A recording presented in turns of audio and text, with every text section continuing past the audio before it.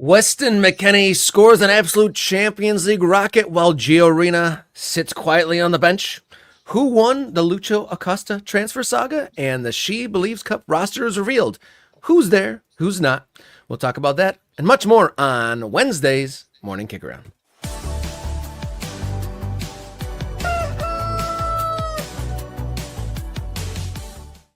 That rooster means one thing. You've made it to the show. This is Morning Kickaround, where we cover the world's favorite game from the world's absolute favorite country.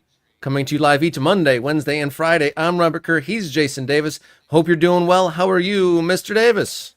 Does the rooster need a name, Robert, is what we need to figure out here on Morning Kickaround. We might have to have a contest. Perhaps a poll should go up. We need some suggestions.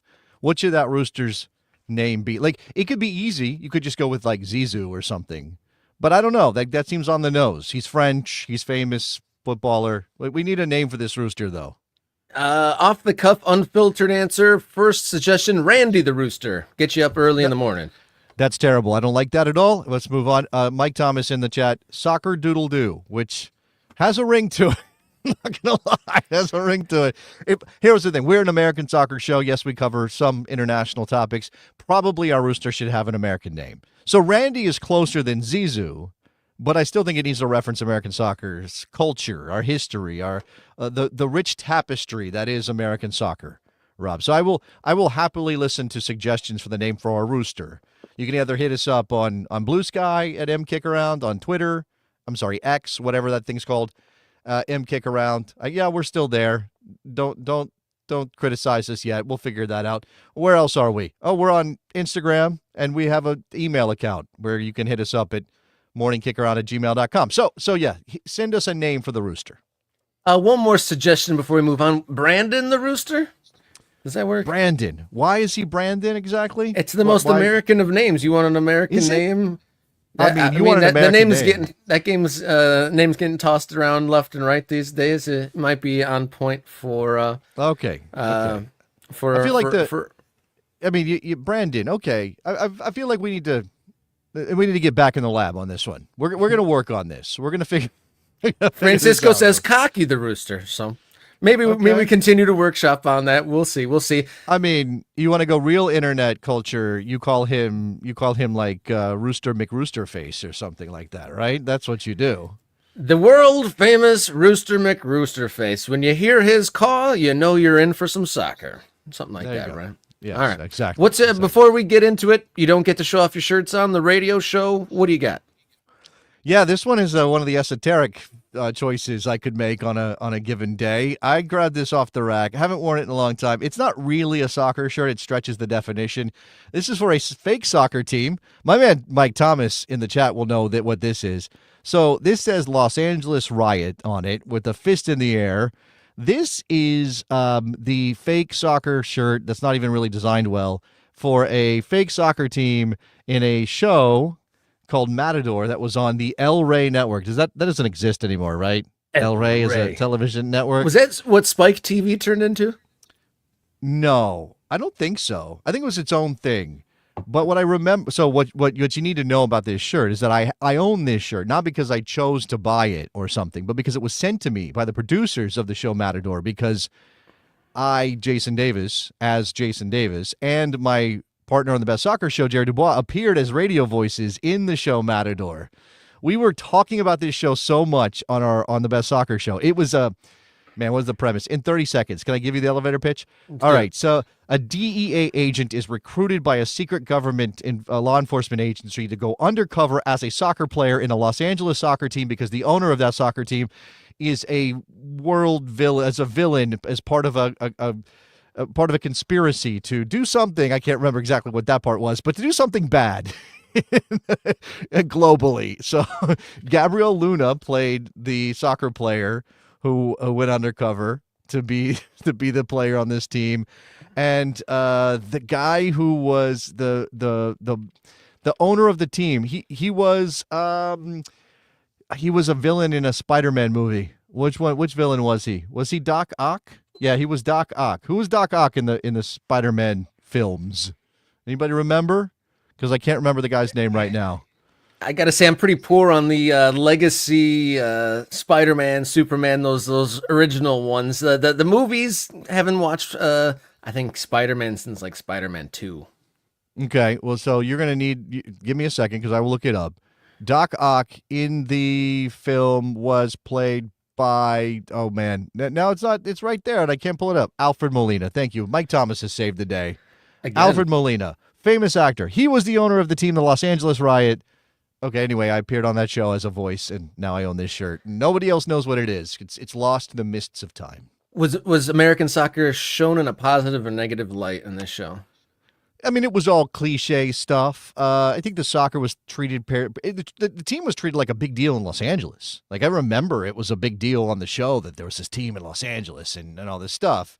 They had like the Eastern European enforcer type defender who would just kick people. That guy. They had like Love those guys. The crazy fast winger. They had the cocky this guy, and all the cliches were all the box. It was like Ted Lasso. The team had those same kind of players, except it was in a different kind of environment, atmosphere, ambiance. It was much more international intrigue than it was like happy American football coach who doesn't know anything about the game. It was very funny. Before we get into today's segments, we have had a couple good rooster naming submissions. Peckenbauer, Christian. Oh, that's so salute good. you, sir. That's Peckenbauer wonderful. is a leading candidate, and As is Marco Rooster is pretty good. Thank you, Michael. Rooster. That's pretty good. So top two nominees for our morning rooster. Peckenbauer, our Marco Rooster.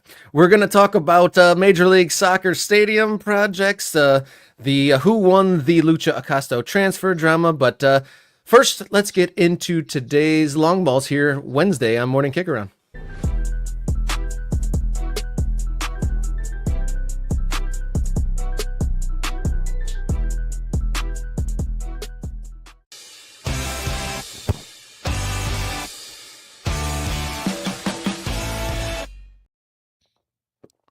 As we wake up and get to it here on Wednesday, let's hit our long balls for the morning.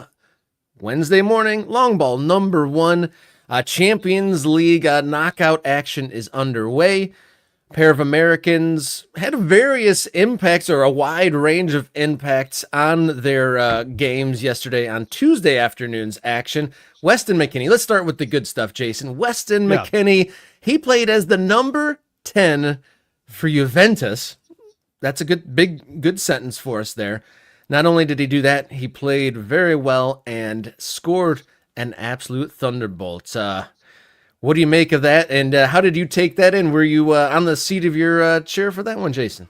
Of course. I mean, keeping an eye on the Americans. Also worth mentioning that Tim Weah started as a right back in that game. Seems to be where Thiago Motta likes Tim Weah, is at right back, and he's gotten plenty of time there. He's not a match-to-match starter, but he is solid. And in fact, he rated just as highly as Weston McKennie did on the day. If you go over to FOTMob and check the ratings. So, but before we get to what Weston did, worth pointing out, Tim Weah, 31 of 36 passing. You didn't do a ton in terms of creating chances. Did have one shot that was on target, but obviously didn't go in the back of the net. 3 successful dribbles, couple of accurate crosses out of 4 attempted. Just solidly stable. Defensive actions 8, recovery 6. It's what you want from a fullback, right? That he's got to get up the field. We know what Tim Weah delivers in the attacking end, but I think it's the fact that he is sort of a solid choice defensively that is interesting when it comes to his development. Now, of course, we don't know when we get to March and when we get to the full team again how Mauricio Pochettino will decide to deploy these guys, but I just want to make that reference here that Tim Weah is playing and playing well. Obviously, McKennie is the guy that you pay attention to more. 68 minutes, did get pulled off at the 68-minute mark, scored that goal. That's a sort of classic Weston McKennie goal. He's lurking. Ball gets played out to him, and he, as he said, he hits a thunderbolt. He hits an absolute banger of a goal to help Juventus on their way. They gave up an equalizer in that game and then found a winner from Bangula in the 82nd minute. So not as simple maybe as Juve wanted it to be against PSV Eindhoven, and they will have to, be careful going back to Holland with a narrow lead. Also, I guess we should mention that, there are many Americans on PSV Eindhoven. Only one appeared in that game. Another right back, Richie Ledesma, who came through the American system as an attacking player, as a midfielder, is now playing right back for PSV Eindhoven. Of course, if Serginho Dest was available, he probably would have started that game.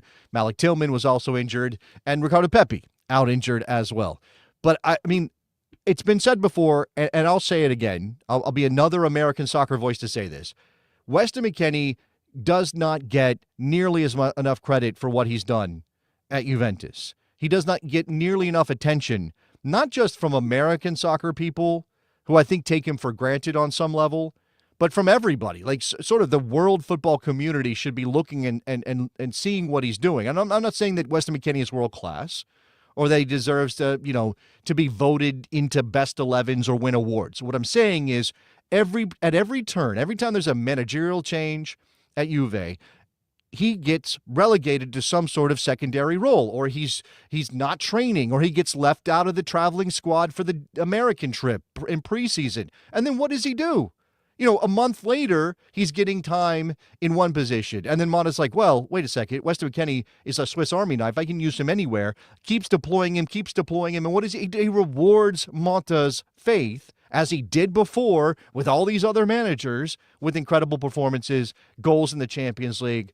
Hats off to Weston McKennie, rather. And I'm a military brat. He's a military brat. I'm just going to give him a little salute. Add that to the list here. So let's kind of put this into terms for like non-footballers. Like, if was it third year at Juventus in the situation of back and forth? Would you say, is this the second or third season here that he's done this? Well, I mean, I think from the beginning, it was, let's think about the timeline, right? And we're going to be going back in our memories here, so that's a little rough. But he leaves Schalke to go to Juve, and everybody's like, wait, what? Yeah, and he skipped this. Yeah, so it's been a little while, and there's been this push-pull, like, earn your place, step back, earn your place, step back. So just in our own careers, let's think about ourselves as non-football players. So moving forward, thinking about Weston McKennie's future, if you keep on earning, say, 1-year contracts at your regular day job, and then you're finally recognized for it, let's say hypothetically they do lay out a real contract that, to make him an established player in the squad, would you want that after having to prove yourself on bit part roles this far? I mean, opening up to you, to the chat, if they came with a great deal, would you want it, or you say you should have done this like a year or two ago and move on to a different company?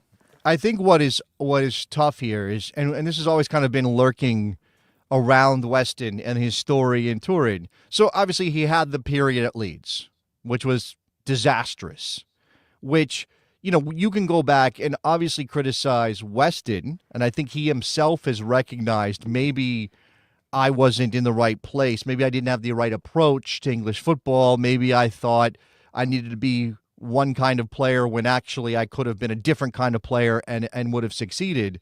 So there's some level of criticism to levy at Weston, and he doesn't make it easy on himself, right? There's often this idea that he comes into camps overweight, that he doesn't seem to be as serious about his craft as some other guys, and that's maybe just a personality thing, and it's unfair to Weston McKennie. Just because he's happy-go-lucky and a fun guy to be around doesn't mean he doesn't care about what he does, or that he's not committed to being a very good footballer. But I do think that that's part of the story, is that it consistently is. It's easy to underrate Weston McKennie because of how he carries himself, right? And then there's this moment, this thing that's happening at Juve. Juve is the most famous club in Italy. They're the most successful club in Italy. They think of themselves as title contenders, title winners in waiting at every moment, right? This is the thing about Juve, is when they finish fourth, it's a disaster by their standards. So is Weston McKennie a player that Juve can use to get back to the top of the mountain and compete with Inter and compete with Napoli? Or is Weston McKennie a transitional player for Juventus at this point?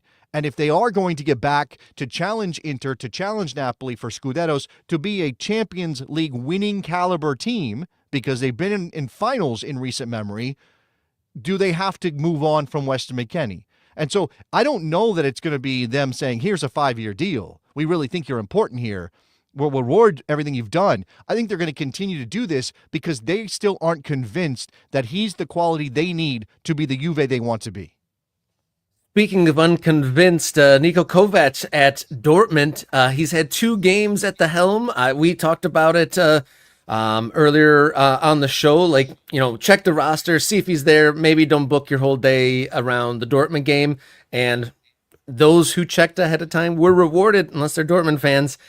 Only saw a few minutes at the weekend and was on the bench and did not play for Dortmund yesterday. Yeah, so they're obviously not a shock. I mean, regardless of a new manager. In fact, a new manager might be even more difficult, right? Because what does Niko Kovac see when he goes back and reviews tape on Dortmund? He's going to see very little of Gio Reyna. He's going to see a couple of nice moments, back heel assist and those kind of things. A goal, I think, where did he score that goal? Holstein Kiel or wherever he scored that goal.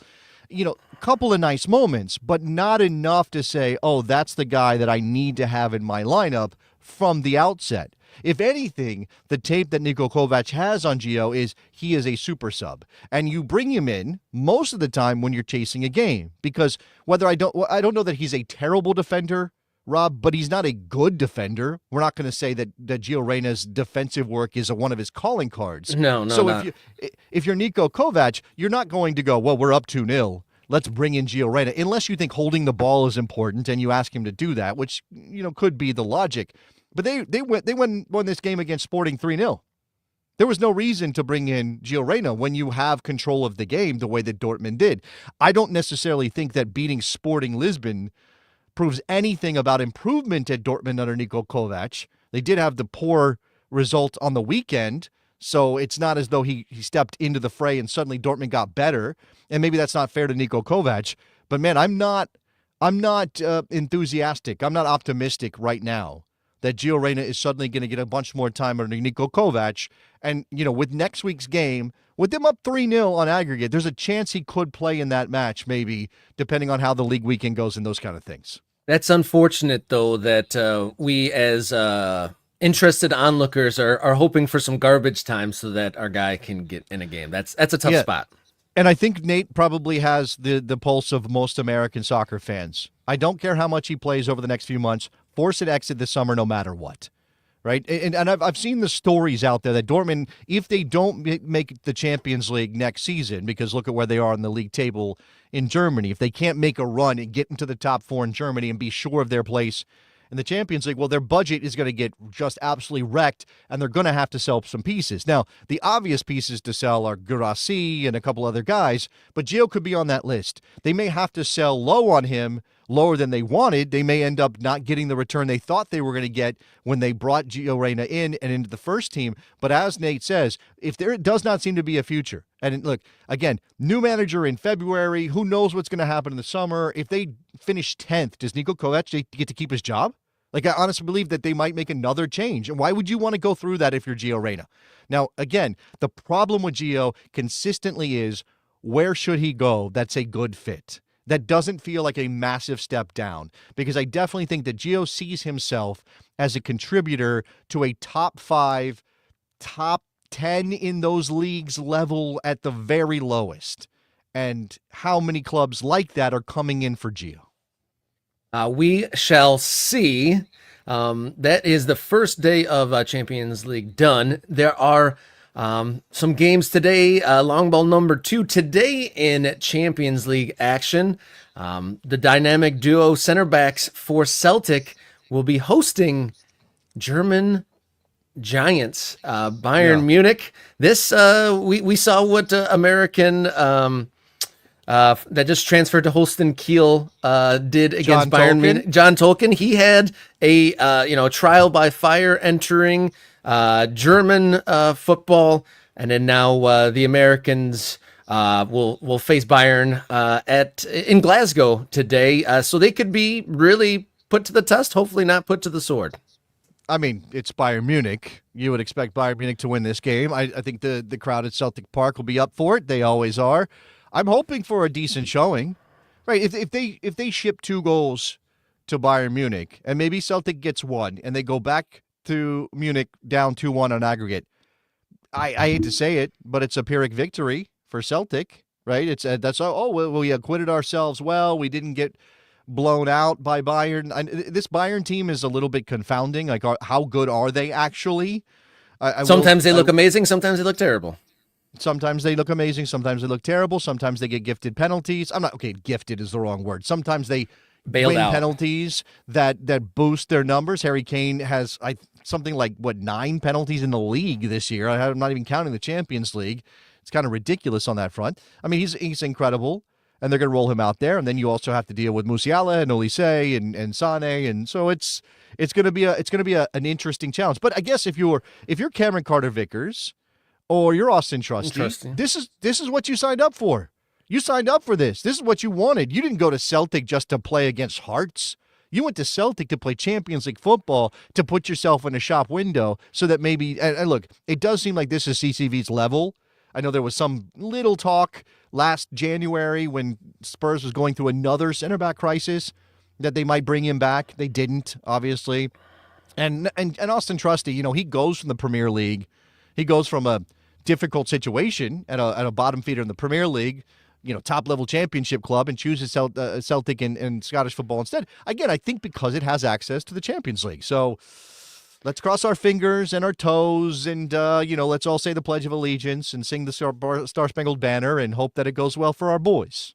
Yeah, quintessential Celtic situation. Front runners in Scotland, they can handle their business against lower teams. And then once they kind of run into the elites of world football, they tend to get blown out. I think they hold one of the records for worst Champions League all-time record, something like that. They boast many Champions League losses. And then another American duo possibly in action this afternoon. Milan taking on Feyenoord. Yeah, should we also say hi to our Mexican friends? I don't know if any El Tri fans who watch Morning Kick Around. I've interacted with plenty over the years, but Santi Jimenez is there now at AC Milan. So good for him. And they connected well with Pulisic on the weekend. Pulisic off the bench in the second half, as was Rafael Leao. So clearly Sergio Conceição was thinking about this game and wanting to put a good foot forward in Holland against Feyenoord. Feyenoord has a brand new head coach. They fired their previous manager. They appointed Pascal Boschart. I don't know how to say that properly. It's 2 A's together. How do you say 2 A's together, Robert? Boschart. Okay. Just like that. So, it's not a great moment for Feyenoord, who's struggling in the league. It means Milan has every reason to believe they can take a multiple goal advantage back to the San Siro. I think Pulisic is going to have a big day. He always steps up in these moments. Yunus Musa has been solid. I mean, I do think that we've kind of hit a ceiling on what he can be in attacking wise, but he's a very good defender. He can push the ball forward at his feet. So there's plenty of hope there. I'm just this is a new moment for Milan. It feels like they're making progress. Conceição has brought a new energy. They won a trophy immediately after his appointment. Yes, it was kind of a fake trophy, but still they won it. And then obviously adding pieces. And I forget, João Felix has also joined. So what will his role be? I think in the past, there was a time where if Christian Pulisic was getting regular minutes at a club, and a player like João Felix was added to that roster, you'd be like, oh no, this is bad. Christian Pulisic is going to lose out on time to João Felix. But I don't think I have any real belief that Christian Pulisic is going to suffer because João Felix is there. If anything, it might benefit him. And so that is interesting. The chat right now is going crazy trying to figure out a nickname for the Pulisic-Jimenez duo. So we've got Pulimains. Okay. All right. Well, let's take that from Urias. That's workable. Yeah. The Tariff Tandem. I like that one. That's tied into our current moment. Mike says Christian. Oh, I don't. That's for the Rooster. Christian Pulisic. All right, that's good. All right, maybe there's something NAFTA related. Can maybe find a NAFTA related nickname for Jimenez and Pulisic. I don't know. Well, Amex. Maybe they're just Amex because it's American and Mexican. All right. Anyway, the duo that's purely transactional. I don't know. We'll see. And then at the end of the show, we'll come back and review all of the nickname suggestions for the Rooster. Yes. By the way, And thank you to the chat for calling me out. I forgot about this. Yunus Musa picked up that red card against Dinamo Zagreb and will be suspended for this game. So he is not available today to Conseil South. So don't look for Yunus Musa. Thank you, Eric. But do look for Christian Pulisic. Let's move on, Rob. Jason, how could you forget about the game against Zagreb? I mean, come on. All right, long ball number 3, switching it up a little bit. The She Believes Cup roster has been revealed, and for a number of reasons, there are quite a few different names on here. There are some stars not in the lineup due to injury, and there's been quite a few name changes as well. So quite a few names to touch on here. And for context, She Believes Cup is running from the 20th to 26th of February. And the U.S. will take on, at the very least, Japan, Australia, and Colombia. So worth noting here that Emma Hayes has only called up 2 goalkeepers. I think she's spoken about this. This gives an extra body for training. I don't think they think they're going to need more than 2 goalkeepers. There's no rule that says they have to take 3, so why would you, I guess is the idea. Tira Davidson, no surprise. Crystal Dunn just made the move to PSG. No surprise there. Emily Fox, who jumped over to Arsenal. That's what an interesting thing about this roster, right? Because of some movement in the offseason, we have now seen players joining clubs. I mean, it's the offseason for NWSL, not for the English League, obviously, and the European leagues, but players who have made moves.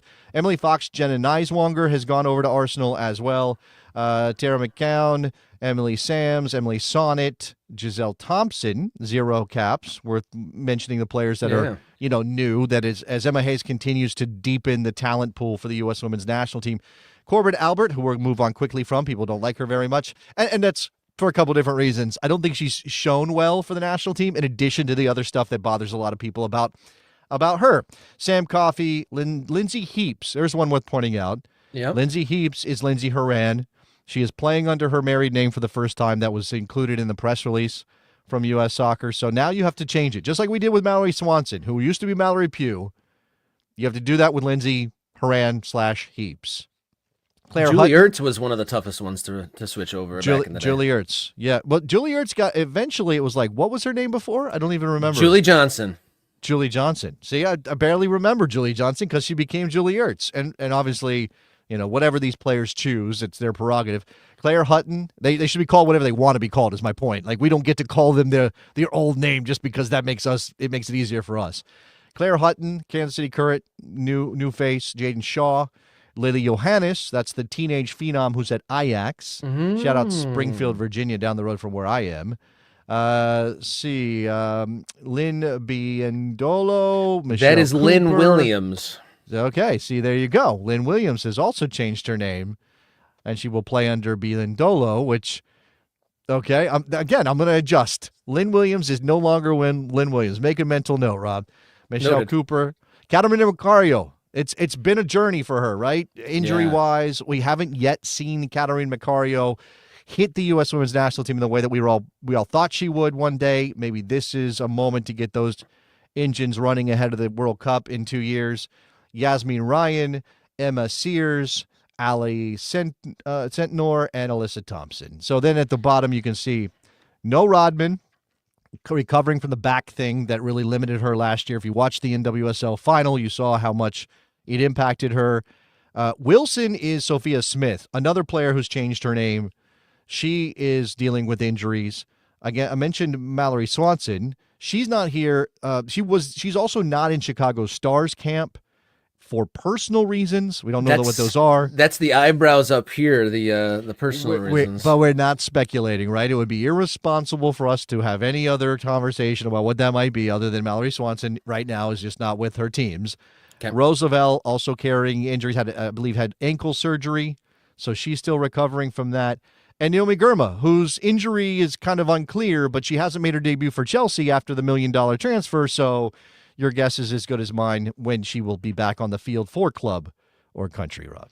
Yeah, this is an interesting lineup with all those different, there's plenty of experience, but plenty of new names. And then the return of Catarina Macario might be the top of folks' list to see what she looks like after her injuries and the various things that have kept her out of the major tournaments of the last cycle, really. I mean, for a while there, she was the one that women's national team fans were looking to. And for a little glimpse of time, she was the hope for the attack of this team. But other names have stepped up, and the women's team have gone from strength to strength under the new coach. And we'll see if Katerina Macario can, live up to her previous hype and what she's done in the club scene. So something to keep our eyes on for the She Believes Cup coming to us 20th to 26th of February.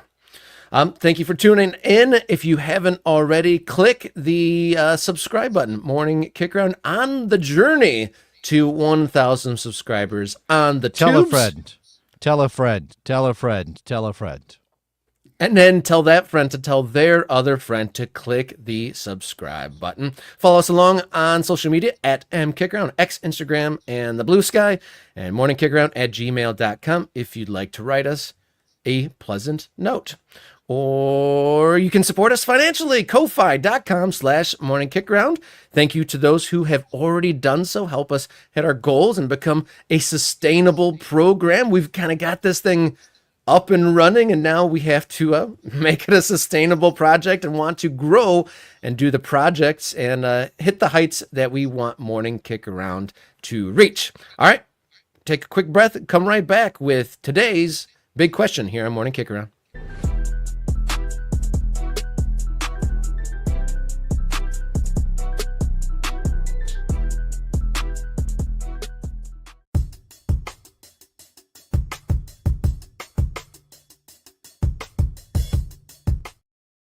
After months of speculation and rumor and speculation swirling around two of MLS's biggest players, we finally have some resolution. Both Evander out in Portland and even more dramatically in Cincinnati with Lucho Acosta. There's been results that some deals have been made, so that leads us to the big question. Who won the Lucho Acosta trade drama? What do you think here, Jason? Well, let's lay it out first. I mean, this is a domino situation, right? One has to fall before the next one can fall. And it was Lucho Acosta getting sold to, and it's interesting we're saying those words. Let's just all kind of note the moment. We're saying it's New World Order. Lucho Acosta was sold to FC Dallas for $5 million plus add-ons. Now, we can come back to that number because I think that number is interesting. But because Lucho Acosta was sold to FC Dallas for $5 million plus add-ons, that meant that Cincinnati could go buy Evander, who wanted out in Portland, for $12 million, bring him in to replace Acosta, and then this led to the Portland Timbers making their own move and grabbing a Frenchman as their next DP is David DaCosta. Not confusing at all, by the way, that his name is DaCosta, and we also have an Acosta. Do we have don't worry about that. And Cacosta and Facosta? We need all these Costas. So there was very little leverage left for FC Cincinnati on the sale of Lucho Acosta, considering the drama, right? And I do think it's worth pointing out. This is not like, I'm not even really criticizing Cincinnati. Like, okay, I don't know enough about the relationship, and I know what Lucho said about Chris Albright, right? But I don't know enough about the relationship to say, oh, Cincinnati bottled this, they screwed it up, they just absolutely wasted the opportunity to get a bigger number for Lucho Acosta. I mean, they had conversations with Estudiantes in Argentina, but apparently Estudiantes didn't actually have the money to pay what Cincinnati might want to get for Lucho Acosta. That'll inhibit something if you don't have the money to pay. Yeah, Lucho can say, I want to leave, but Cincinnati's not going to let him go for $1 million or something, right? That would be ridiculous. So what could they do? Well, they looked internally, and we heard both FC Dallas and San Jose were interested. In fact, we did a video on that the other day as part of the show. And in the end, it ends up being Dallas. $5 million feels low.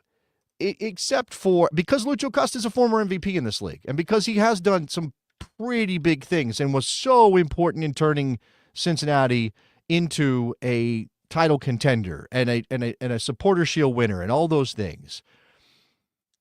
But he is not young by football standards. He's 30 years old. The likelihood is that his production is going to slow down. It may not drop off a table this year, but in 2 years, if you're Dallas, you may be looking at a player who's not really bringing the kind of level you need in that position. So $5 million is kind of buying him for what, the next 2 years, right? You're basically saying we hope he has MVP caliber or very good numbers for the next 2 years. 14 goals, 19 assists last year. I believe those are those MLS assists. They're very liberal with their assist numbers over at MLS. So, but that's the way it's listed, right? 14 goals, 19 assists. That's very good. That's not MVP level because there's Leo Messi's in this league and those kind of things, but it's still very, very good. If you get those numbers at Dallas, they'll be happy spending $5 million on him, right? And then again, meanwhile, Cincinnati replaces him with Evander, who's 26 years old, was an MVP finalist last season. So that number makes a lot more sense for Evander because he still has a couple more years sort of in his prime in order to be what Cincinnati needs him to be to replace Lucho Acosta. He had 15 goals and 15 assists last year. I mean, similar numbers to Lucho. And again, I think your idea is that he still maybe has a little bit more ceiling left. So I think it kind of all makes sense. It's really hard to find a winner here. I actually think Cincinnati's probably going to benefit dramatically from this. They get rid of the drama with Lucho Acosta. As much as they might be sad to see him go, little bittersweet exit for a guy who was a hero in Cincinnati. If he didn't want to be there, he didn't want to be there. You can't make him happy if he's already decided he just can't do it in Cincinnati anymore. He's been angling for a move for a while now. They get a player who wanted out of Portland who's going to feel like the man. Right? They spent $12 million on him. That sends a message to Evander. We want you to be the guy. And we think you can be better than that's the message you send, right? That's what Chris Albright tells Evander. We think you can be better than Lucho. Like, come help us win the title that's evaded us to this point. And then, obviously, Portland, who, again, the numbers weren't working in terms of what Evander wanted for them, what they wanted, what he wanted to be paid. They took $6 million and they signed David Da Costa from Lens in France. He's 24, so they, again, they reset their clock on their DP. Now, he's not proven in this league the way that Evander and Lucho Acosta are, so they are taking more of a risk in that regard.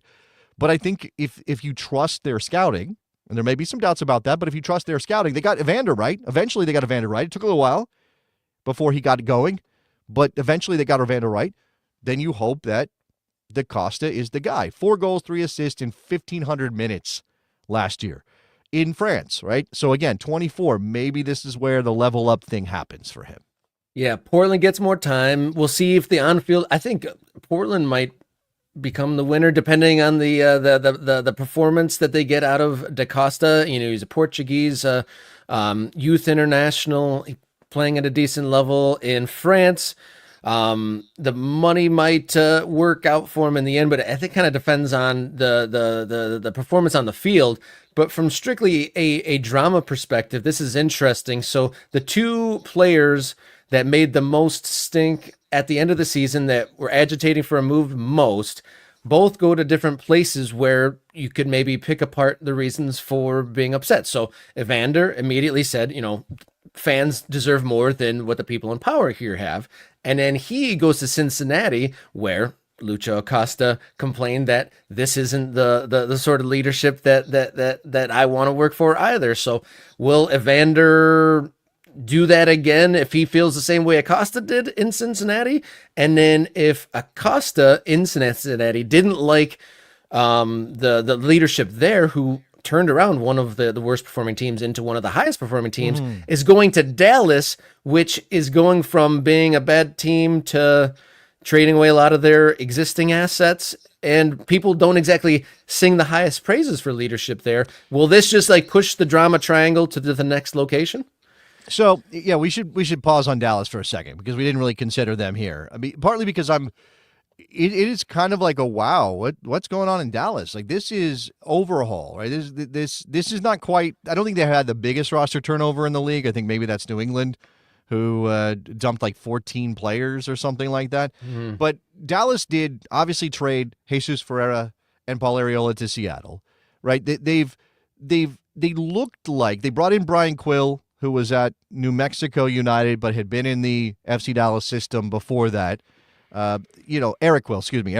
So they're going with an unproven coach in terms of MLS, like done something in the lower divisions, and I think he deserves an opportunity to move up. But Dallas is clearly going with a budget option as their head coach, right? Like whatever you want to say about how great it is to see a championship coach get an opportunity in Major League Soccer, I keep doing it. Eric Quill cannot command a big number from Dallas until he proves himself.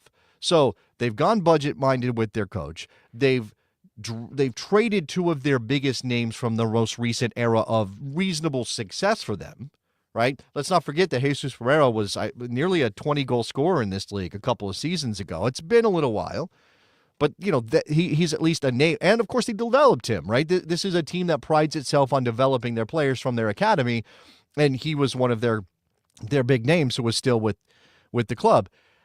So going and getting Lucho Acosta, like, is this sort of a Band-Aid kind of signing? Like, $5 million is significant for Dallas, right? And they're paying cash. This is not, we're trading $5 million of GAM, right? They're paying cash for Lucho. This is a cash for trade, not a tradable assets kind of situation. Yeah. And so you can no longer say, based on what you've witnessed in the offseason, you might say, well, Dallas is going cheap.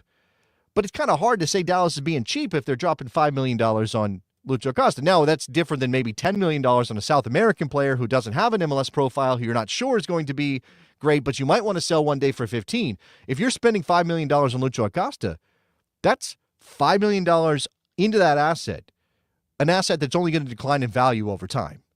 You're not selling Lucho Acosta for $8 million in 3 years. It's not happening. He's going to be 33 years old. So this feels like a win now kind of thing for a team that's not in a position to really claim they're ready to win now. So I'm a little thrown by that part for Dallas. Yeah, you're not wrong there. I just foresee in my face some frustrated shots of Lucho Acosta, because in my opinion, he's the type of player that can combine with people and kind of elevate players around him and work in combination to make things happen. But if the cupboard's bare in Dallas, where's that going to come from? I just see a hot, sweaty Saturday afternoon in Texas of Lucho Acosta trying to combine with somebody and not coming off and him throwing his hands up and stuff like that. Yeah, and I think there's something else here too. Toyota Stadium in Frisco is undergoing a renovation. They're going to still play there while the renovation is happening, but I believe this drops capacity in the stadium down to like 10,000 or something. They're putting a roof on the building for everybody, which is absolutely needed in the heat of Texas in the summer. So this has been long coming, and I think fans have been hoping for this for a while. But again, the issue is that this is going to drop capacity. It's going to be a weird environment. Like they for a long time they didn't draw anyway. I'm not sure. I'd have to look up their average attendance last year and how well they did.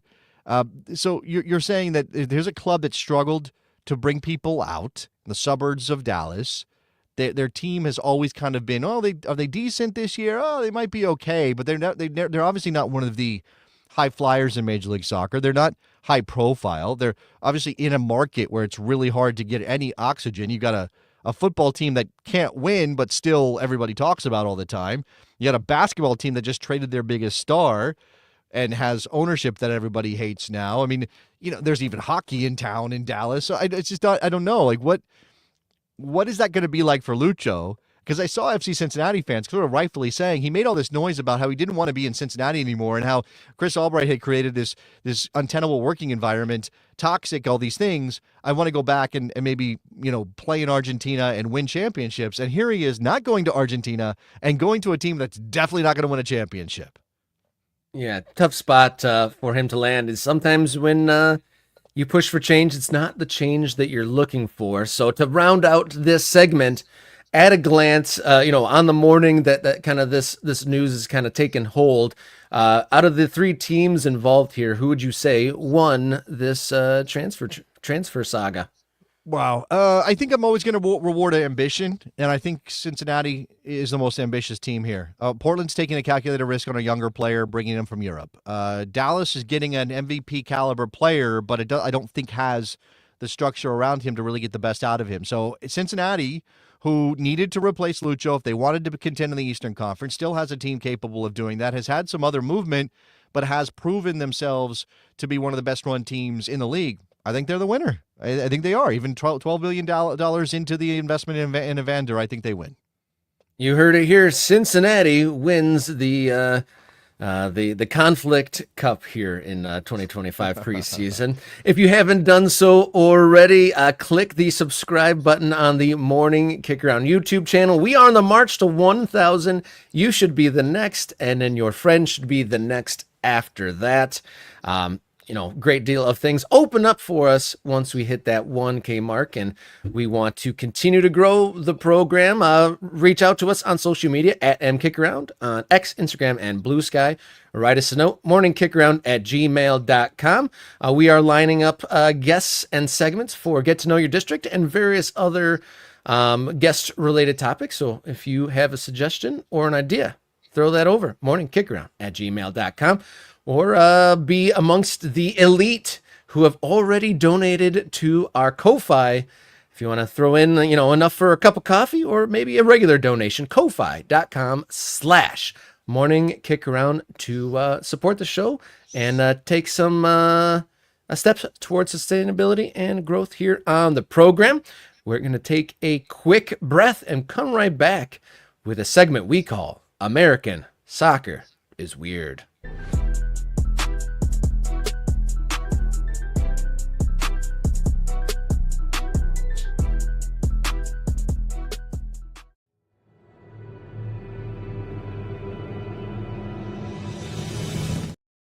All right, American soccer is weird, and in the latest installment, it kind of is a headline that kind of plays into almost a nutmeg news sort of a headline. It's been joked about because MLS is major multiple listing service, which is inextricably tied to the real estate industry, and some folks say that the stadium development era of Major League Soccer was a real estate play at the end of the day, but here we are.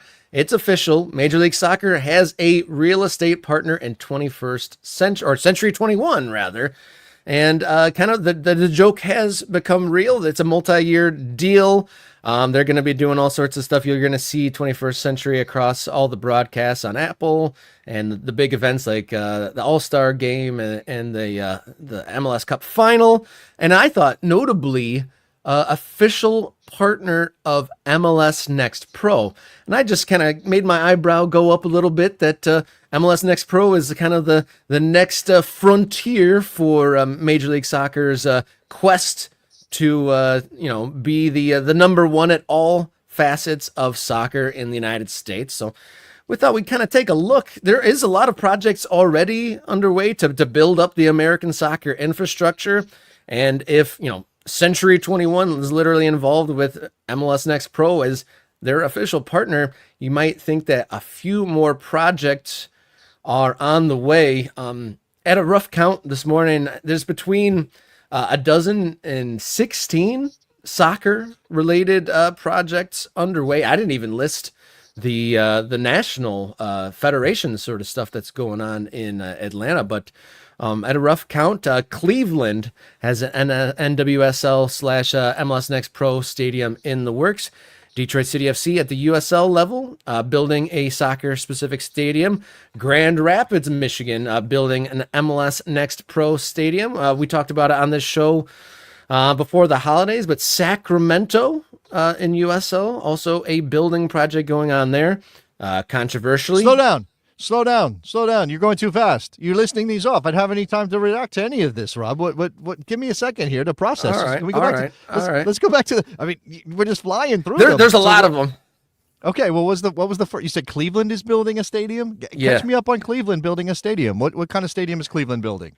So I'd have the inside track. I know the guy who's got the go-to contract for painting it, and nice. he's the go-to guy, and it's already in the works. Cleveland is building a soccer specific stadium intended for the forthcoming. It's not even, I'm surprised that it's not even an announced team yet. The NWSL has an official expansion team in Cleveland, but work is underway in Cleveland. And there's also I thought they missed out. I thought they lost out to Denver on the did. NWSL franchise. So right now they're planning on building a stadium. This is on spec. You're telling me this is all on spec, except we know MLS Next Pro is happening, right? That's not that the barrier for entry is very low there. All you got to do is call MLS and go, "We want to put a team in MLS Next Pro. How much does it cost?" And then there we go. Yeah, the other part, the women's team, that's still up in the air. They could play in the Super League or something, I guess. Right, but obviously they missed out on the expansion bid. So that comes to the end. We're going to do our believability rankings of all these projects because, as you know, building things is a tough lift anywhere, but in the United States it can be as well.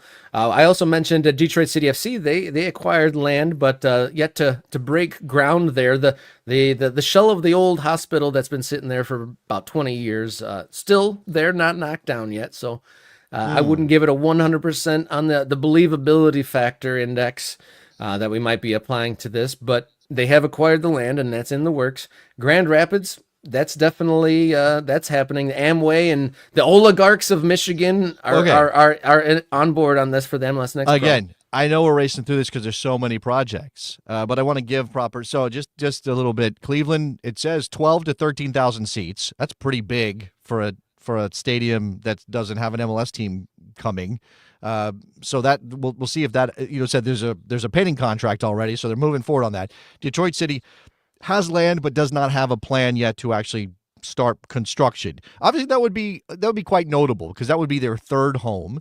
They've gone from a high school soccer situation initially, kind of a traditional like aluminum bleachers kind of thing, to Hamtramck, where they rehabilitated an old high school football stadium on some level and put those shipping container bars and shops and I think you can they're almost like suites, right, Rob? Like you can get a suite that's a shipping container. Yeah. They've definitely maximized what 100-year-old falling apart American football stadium can do as a soccer stadium. They have really done it. It's a great scene, but it's definitely making the most of what I get. So we know that would be for Detroit City FC, the USL Championship Club. They also have a women's team. I can't remember what league they're playing in the women's team, but they do have a women's team. USLW. Okay, USLW, and so that's below USL Super League, obviously. You said Grand Rapids. I know you're being Michigan specific, being a Michigander yourself, and it's just this is coincidentally because alphabetical. I'm trying to be alphabetical here. All right, who's going to play in the stadium in Grand Rapids? It is Grand Rapids MLS Next Pro. I don't believe they have a name yet, but it's going to be called Amway Stadium. I do know that, and it's going to be a 10 to 12,000 person stadium, and multi faceted project. You remember for my dad joke? Are they going to build it in the shape of a pyramid? Is that what's going to happen there in Grand Rapids? Okay, that's Grand Rapids. It would be suitable, yeah. That would be telling. All right, and what's then next? And let's go still in the Midwest, but Indianapolis. Controversially, we talked about this in the fall. The local governance kind of sidestepping the existence of Indy 11, trying to make who already had building plans in progress. The I believe mayor kind of partnering up with Major League Soccer and Don Garber to build a separate stadium not related to Indy 11 and kind of turning their back on the USL club's plans and trying to do a whole new thing to get a Major League Soccer stadium project in Indianapolis. So I'm not going to say I'm intimately knowledgeable about Indy, but I have friends from Indy. I've talked a lot about Indy. This is one of them. Now there are many, and obviously MLS owners have leveraged their I own an MLS team and I'll build a stadium in order to get their hands on a certain plot of land, because ultimately, as we said, on some level, MLS is a real estate play. I don't think it's only a real estate play, and I think it would be wrong to sort of paint MLS as just a tool of really rich people to get their hands on land, because I think, sports still has value and they're still interested in winning, and, it's all mixed up in terms of incentives and motivations here.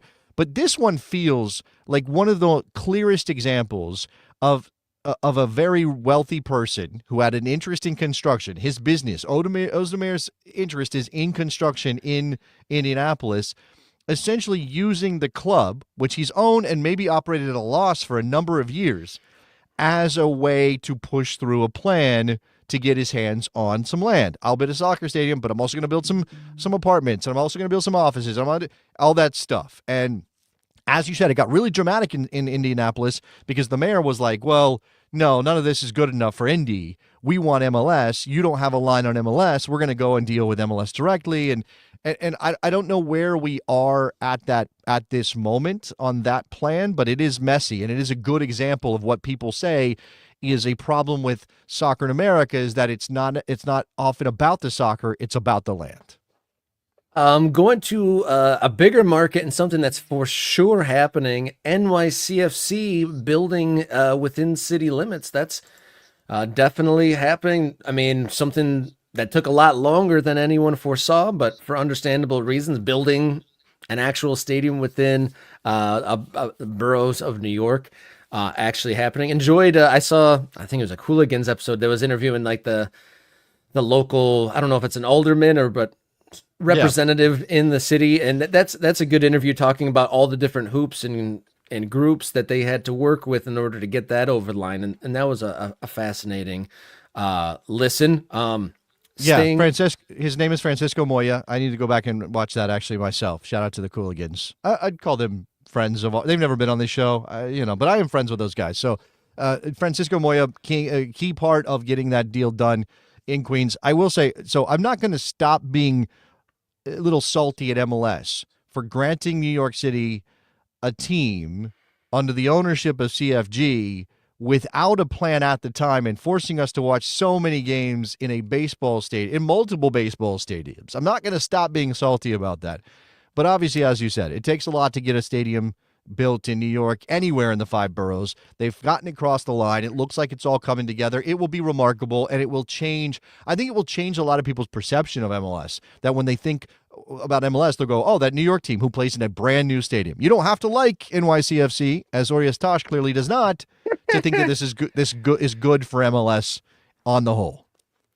Other projects within Major League Soccer. I mean, San Diego is in the midst of a big construction project.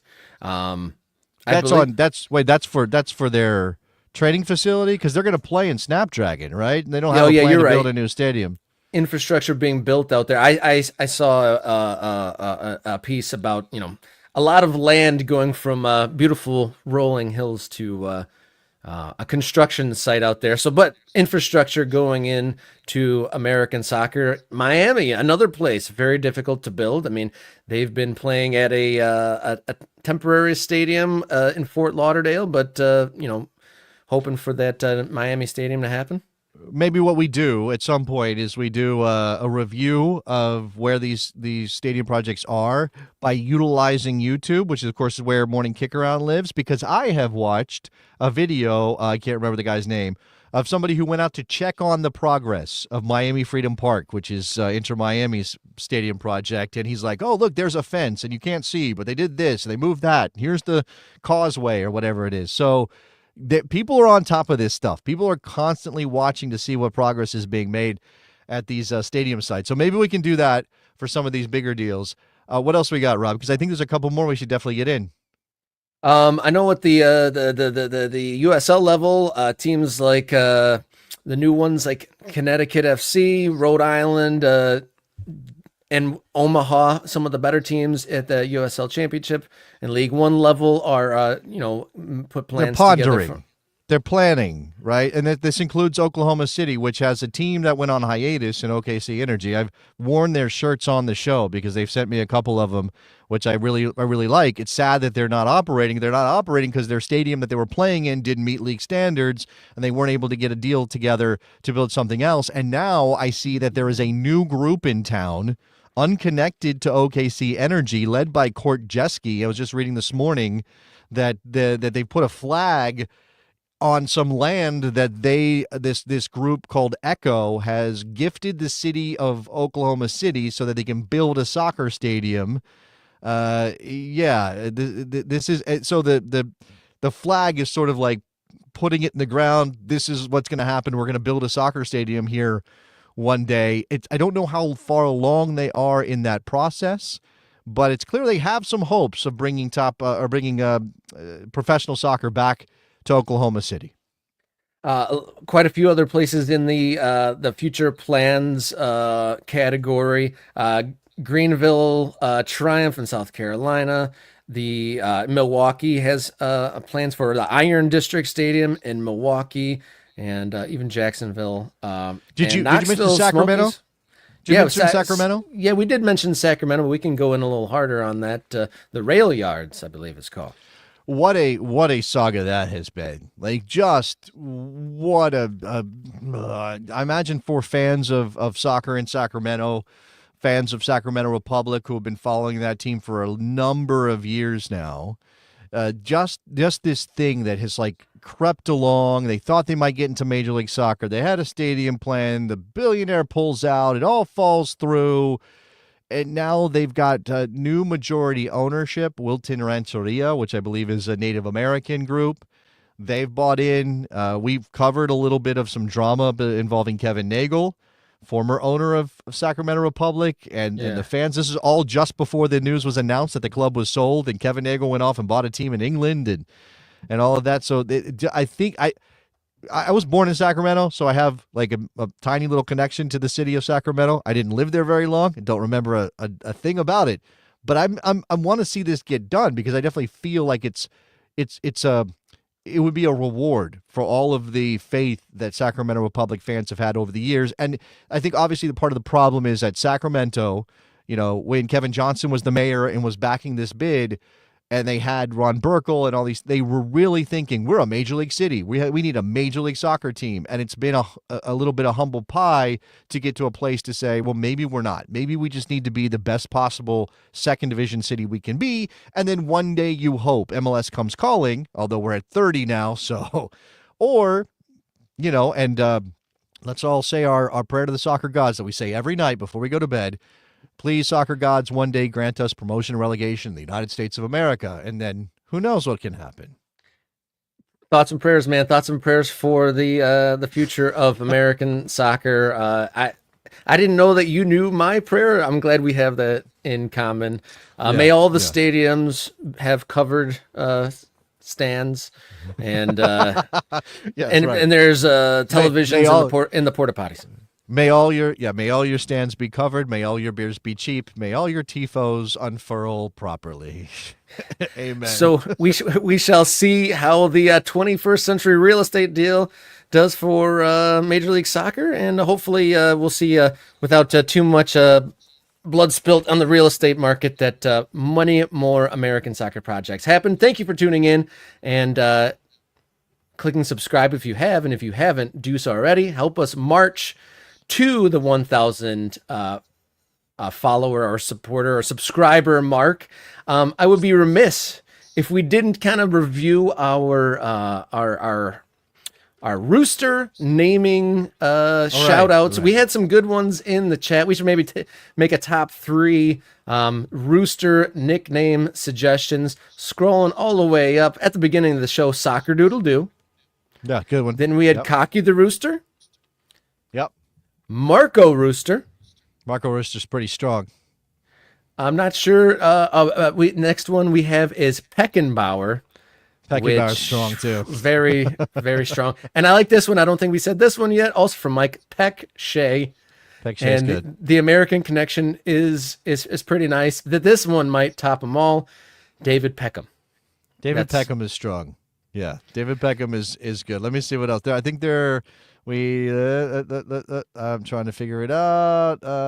No, maybe there was one more. Oh, Christian. Okay, Goal Clucker. Sure. Yeah. Okay. Christian Pulisic. Christian Pulisic. Yeah, which it just sounds like you're saying his name the proper Croatian way, right?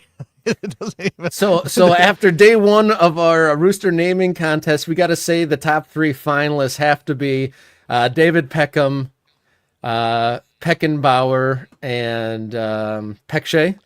Let's throw Peck-Shea in there simply because we need an American connection. You're right. Yeah, we absolutely Heck, Shay. Thank you, everyone, for tuning in. Thank you for those suggestions. Enjoy your soccer till next time, and we will see you again on Friday morning for another episode of Morning Kick Around.